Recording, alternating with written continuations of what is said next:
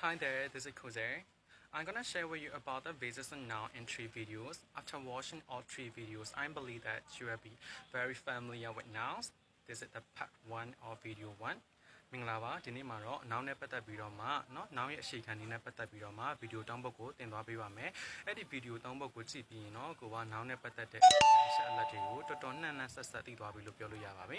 ဒါကတော့ video 1အပိုင်း1ပါဟုတ်ပြီဒါဆိုရင်ဒီ video အပိုင်း1မှာက noun မျိုးအစားတွေကိုပြောပြပေးသွားပါမယ်ဟုတ်ပြီဒီ noun မျိုးအစားတွေမပြောပြခင်မှာကိုက noun ဆိုတာဘာလဲ noun ရဲ့ definition noun ရဲ့အဓိပ္ပာယ်ကိုသိဖို့လိုအပ်ပါတယ် noun ဆိုတာဘာလဲ a noun is the name of person place thing animal or idea noun ဆိုတာက person လို့ခေါ်တဲ့လူပုဂ္ဂိုလ် animal လို့ခေါ်တဲ့တိရစ္ဆာန် place ဆိုတဲ့နေရာတွေ thing ဆိုတဲ့အရာဝတ္ထုတွေ idea ဆိုတဲ့စိတ်ကူးစိတ်တန်းတွေရဲ့ name အမည်ကိုပြောတာเนาะဒါဆိုအလွယ်ပြောရမယ်ဆိုရင် noun ဆိုတာကကမ္ဘာပေါ်မှာရှိတဲ့အရာအလုံးရဲ့အမည်ဟူသမျှကို noun လို့ခေါ်ပါတယ်တဲ့ဒါဆိုရင် noun မျိုးအစားတွေကိုဆက်ပြီးလေ့လာပါမယ်ဟုတ်ပြီဒီ noun မျိုးအစားတွေကသိဖို့လိုအပ်တယ်ပေါ့နော်ဒါမှကိုကစာကြောင်းတစ်ကြောင်းကိုကြည့်လိုက်လို့ရှိရင်ဒီ noun ကအနည်းလားအများလားဆိုတာခွဲခြားတတ်မယ်ဒါမှသူ့ရဲ့နောက်ကနေလာရမယ့် verb ကရိယာပုဂ္ဂိုလ်လဲကိုကအနည်းရွေးရမှာလားအများရွေးရမှာလားဆိုတာကိုထပ်ပြီးတော့မှစဉ်းစားတတ်မှာဖြစ်ပါတယ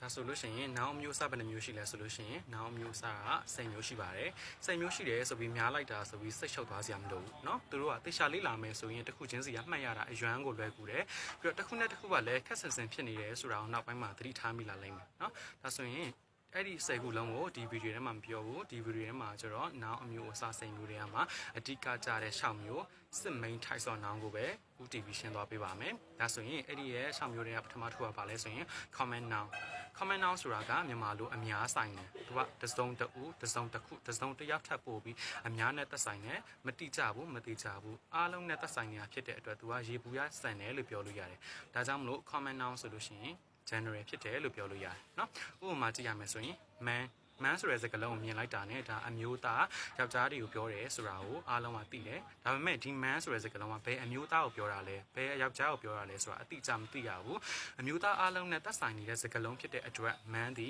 common noun ဖြစ်ပါတယ်အဲ့ဒီလိုပဲနောက်တစ်ခု singer ဆိုရင်အဆိုတော်ဘယ်အဆိုတော်ကိုပြောတာလဲ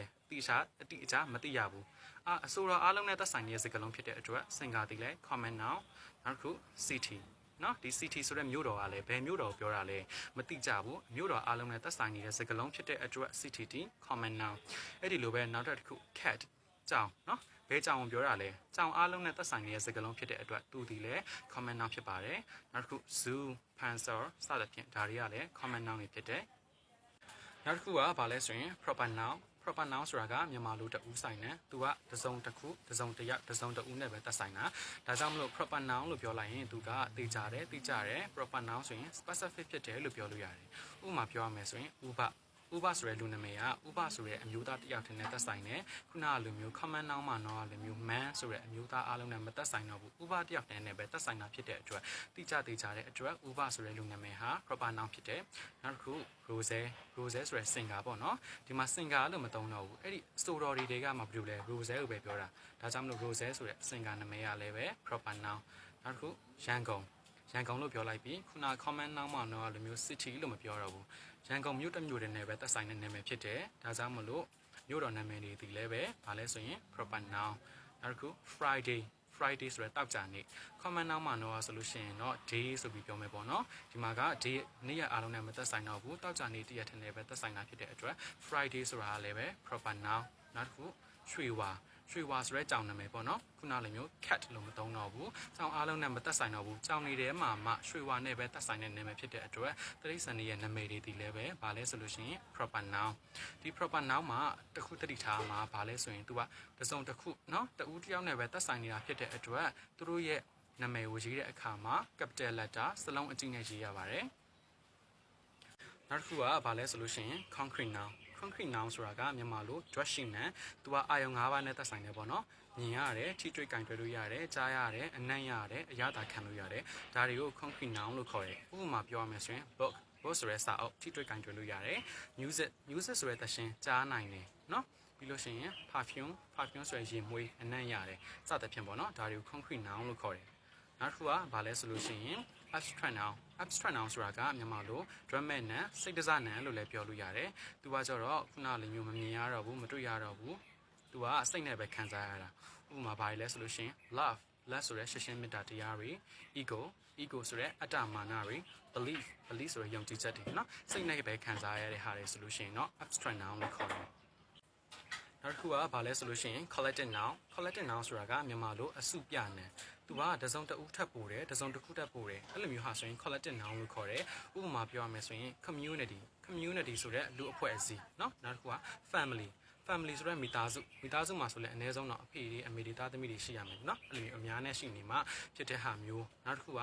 group ဆိုတဲ့အုပ်စုတွေ team ဆိုတဲ့အသင်းအဖွဲ့တွေဒါတွေအားလုံးက collective noun ဖြစ်တယ်နောက်ဆုံးတစ်ခုကဘာလဲဆိုလို့ရှိရင် compound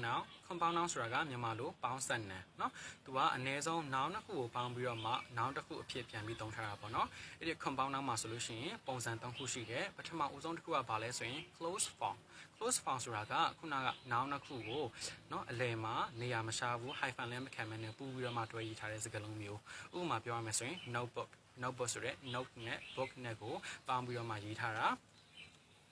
နောက်တစ်ခုကဘာလဲဆိုလို့ရှိရင် bathroom ဆိုတဲ့ bath နဲ့ room နဲ့ကိုပေါင်းပြီးတော့မှ bathroom ဆိုပြီးရေးထားတယ်နောက်တစ်ခုက sunflower နဲ့ flower ကိုပေါင်းပြီးတော့မှရေးထားတယ်เนาะဒါတွေကဘာလဲဆိုရင် close form ဖြစ်တယ်နောက်ထပ်ပုံစံတစ်မျိုးကဘာလဲဆိုလို့ရှိရင် hyphenated form ဆိုတာက hyphen လို့ခေါ်တဲ့မြင်းတူလေးကိုအလယ်မှာခံပြီးရေးတာပေါ့နော်ဥပမာပြောရမယ်ဆိုလို့ရှိရင် mother in law လို့ခေါ်တဲ့ယောက်ျားဆိုတဲ့စကားလုံးနော် self esteem ဆိုတဲ့မိမိကိုယ်ကိုတန်ဖိုးထားလေးစားမှုနောက်တစ်ခု runner up ဆိုတဲ့နော်ဒီလိုစကားလုံးမျိုးတွေအလယ်မှာ hyphen ခံပြီးရေးတယ်ဆိုရင်ဒါကို hyphenated form လို့ခေါ်တယ်နောက်ဆုံးပုံစံတစ်မျိုးကဘာလဲဆိုလို့ရှိရင် open form ပေါ့နော် open form ဆိုတာကအလယ်မှာ noun နှစ်ခုစားထဲမှာနေရာလည်းမရှားဘူးခုနလို hyphen မြင်းတူလေးလည်းခံပြီးမရေးတဲ့ noun မျိုးကိုပြောတာဥပမာပြောမယ်ဆိုရင် high school mobile phone full moon အဲ့လိုမျိုးစကားလုံးတွေဒါတွေအားလုံးက collective noun ဖြစ်တယ်ဒါဆိုရင်ဒီစစ် main types of noun ကိုပြန်ပြီးတော့မှရှောင်ပြောရမယ်ဆိုလို့ရှိရင် proper noun လို့ခေါ်တဲ့တဦးဆိုင်နဲ့ common noun လို့ခေါ်တဲ့အများဆိုင်နဲ့ abstract noun ဆိုတဲ့စိတ်တစားနဲ့ concrete noun ဆိုတဲ့အတွက်ရှိနဲ့ collective noun ဆိုတဲ့အစုပြနဲ့ compound noun ဆိုတဲ့ပေါင်းစပ်နာမည်ဖြစ်ပါတယ်အဲ့ဒီရဲ့เนาะဒီ noun အမျိုးအစား6မျိုးကိုပဲနောက်တစ်ခုပြန်ပြီးခွဲမယ်ဆိုရင် countable noun နဲ့ uncountable noun ဆိုပြီးတော့မှရေးတွက်လို့ရတဲ့ noun ရေးတွက်လို့မရတဲ့ noun ဆိုပြီးတော့မှအမျိုးအစား2မျိုးပြန်ပြီးခွဲပါမယ်နောက်ထပ်အဲ့ဒီရဲ့ noun เนาะအဲ့ဒီ noun တွေကိုပဲเนาะကိန်းဂဏန်းတွေအရာပြန်ပြီးတော့မှ question လေ့လာမယ်ဆိုရင်เนาะ singular noun နဲ့ plural noun ဆိုပြီးထပ်ပြီးရှိအောင်မယ်ဒါကြောင့်မလို့စုစုပေါင်းခုနက main types of noun ရဲ့ countable noun uncountable noun singular noun plural noun ဆိုပြီးတော့မှ noun မျိုးစား10မျိုးရှိသွားပါမယ်နောက်ထပ်ဗီဒီယိုမှာတော့ countable noun uncountable noun နဲ့ singular noun plural noun နဲ့ပတ်သက်ပြီးတော့မှပြန်ပြီးရှင်းလင်းပေးပါမယ်ဒါဆိုရင်နောက်ထပ်ဗီဒီယိုမှာပြန်တွေ့ပါမယ် see you on the next video guys